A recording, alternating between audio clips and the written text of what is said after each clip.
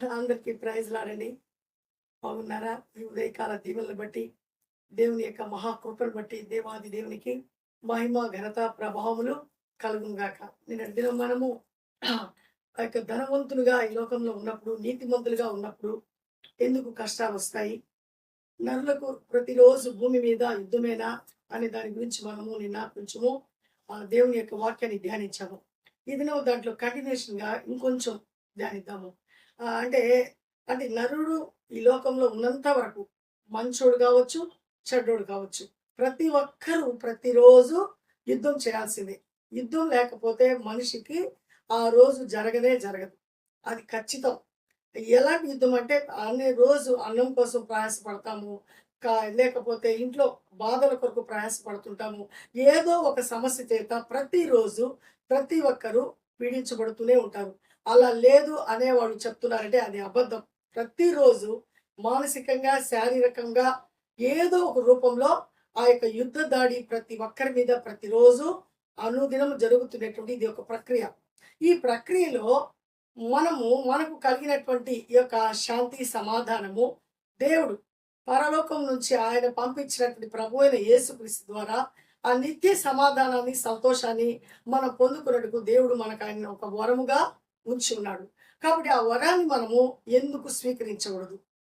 ఆ వరంలో ఉండేటువంటి ఆనందం మనము ఎందుకు పొందలేము అనేది కూడా మనం ప్రశ్నించుకోవాలా. ఏదేదో ఈ లోకంలో అనవసరమైనటి కొంటుంటాము, అనవసరమైన వాడి దగ్గరికి వెళ్ళిపోతుంటాము, ఏదేదో చేసి మన సమయం అంతా మనం పోగొట్టుకుంటాము. కానీ అసలైంది మనము పొందుకోలేకపోతున్నాము. ఆ అసలైందే ప్రభు అయిన యేసుక్రీస్తు యొక్క జీవితము. ఆయన ఈ లోకంలో చూపినటువంటి గొప్ప ప్రేమ, ఆయన ద్వారా ఈ సర్వ మానవాళి పొందుకున్నటువంటి మహాకృప అనేది మనము రాబోయేటువంటి ప్రతి దినము దేవుని వాక్యాన్ని మనం ధ్యానించుకున్నాం. చూడండి, నిన్న దినం యోబు భూమి మీద ఉండేటువంటి వాళ్ళందరిలో ఆ దినము ఒక నీతిమంతుడుగా, ఒక యథార్థవంతుడుగా, న్యాయవంతుడుగా, పాపం లేనివాడుగా ఉంటున్నాడు. అలాంటి వ్యక్తి సంతోషంతో, సమాధానంతో, పిల్లలతో, భార్యతో, తన కలిగిన ఆస్తుపాస్తుతో చాలా సంతోషంగా ఉంటున్నాడు.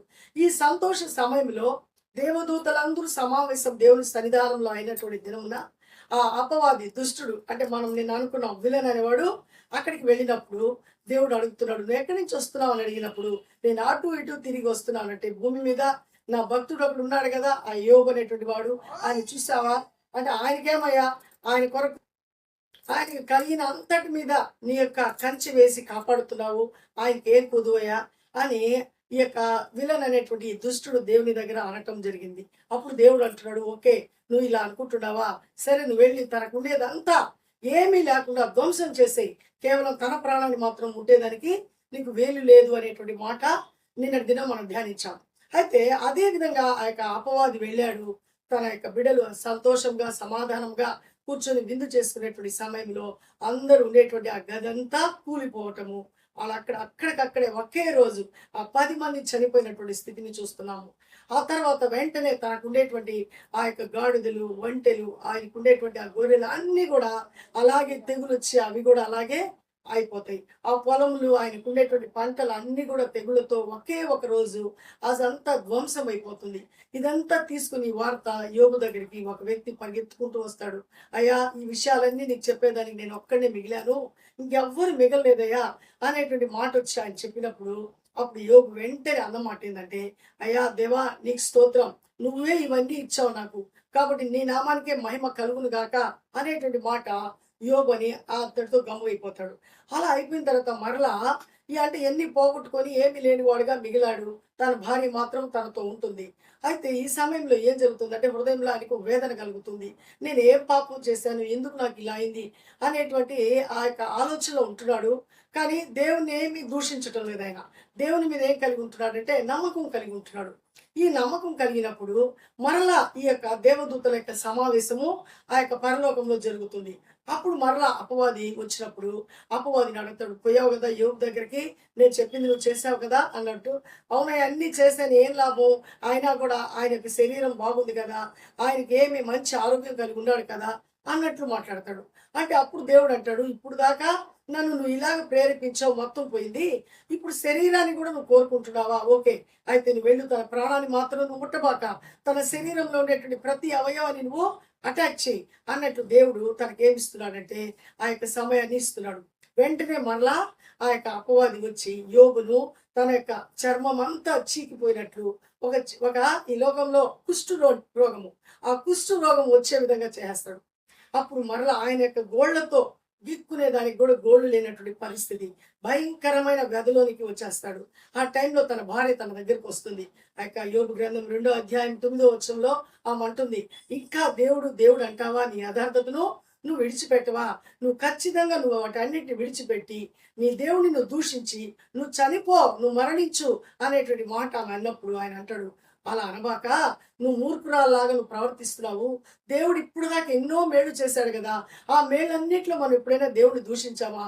అలా మనం అనటము అది సబబు కాదు అని ఆయన అంత బాధలో బిడ్డలను సమస్త ఆస్తిని పోగొట్టుకొని శరీరం కూడా సహకరించకుండా ఆ కుష్టి రోగంతో ఇబ్బంది పడే సమయంలో కూడా దేవుని మీద ఆధారపడుతున్నాడు. అంటే దేవుడు న్యాయవంతుడు. దేవుని యందు నమ్మిక ఉంచిన వాడు ఎన్ని శ్రమలు వచ్చినా ఎన్ని బాధలు వచ్చినా తన న్యాయాన్ని తన యొక్క నీతిని విడిచిపెట్టాడు. అది దేవుడు చూస్తున్నాడు. కాబట్టి తగిన కాలమందు దేవుడు తప్పకుండా మరలా మనిషిని హెచ్చిస్తాడు. కాబట్టి దేవుని పట్ల మనం పరిపూర్ణమైన విశ్వాసం కలిగి ఉంటే అదే అధ్యాయం అంటే యోబు గ్రంథం 42 చాప్టర్లు ఉంటాయి.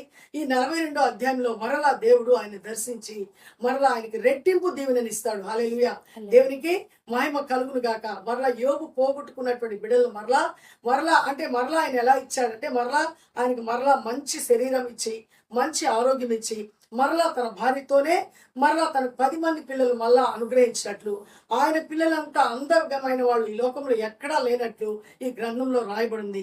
మరలా అంటే ముందు ఉన్నటువంటి ఆస్తి కంటే కూడా రెండింతల ఆస్తితో దేవుడు ఆయన్ని ఆశీర్వదిస్తాడు. అంటే స్నేహితులు వచ్చి ఆయన టీజింగ్ చేస్తారు, నువ్వేదో తప్పు చేసావు, చేయకపోతే నీకు ఎందుకు ఇలా జరిగిందంటే, అయ్యా నేనేం తప్పు చేయలేదంటే కూడా వాళ్ళు విశ్వసించరు.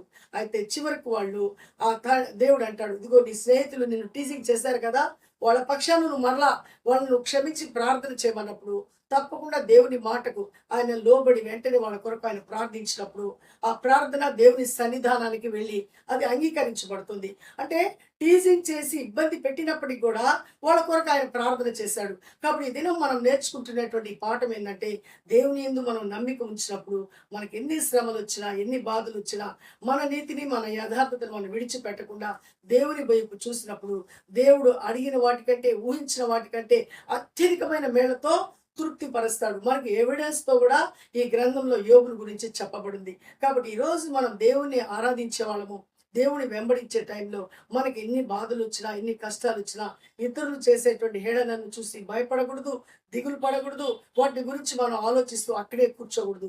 వెంటనే లేచి, దేవా వాళ్ళు ఏం మాట్లాడుతున్నారో వాళ్ళకి అర్థం కావట్లేదు, దేవా నేను క్షమిస్తున్నాను, నన్ను నువ్వు జ్ఞాపకం చేసుకోయా, వాళ్ళని క్షమించాయా అని నువ్వు ప్రార్థన చేయగలిగి నువ్వు ప్రార్థన చేస్తే నీ పరిస్థితిని యోబులాగా మరలా దేవుడు గొప్ప మంచి పరిస్థితిలోనికి దేవుడు నడిపిస్తాడు. అది దేవుడికి ఉండేటువంటి మహాశక్తి. అలాంటి దేవుని కలిగి నిరంతరం మనకి ఏ ఇబ్బంది ఉన్నా ఏ బాధ ఉన్నా ఏ సమస్య ఉన్నప్పటికీ కూడా ఆయన సన్నిధానానికి తీసుకొచ్చినప్పుడు వాటన్నిటి నుంచి ఆయన విడిపించటకు మహాశక్తి కలిగిన దేవుడు.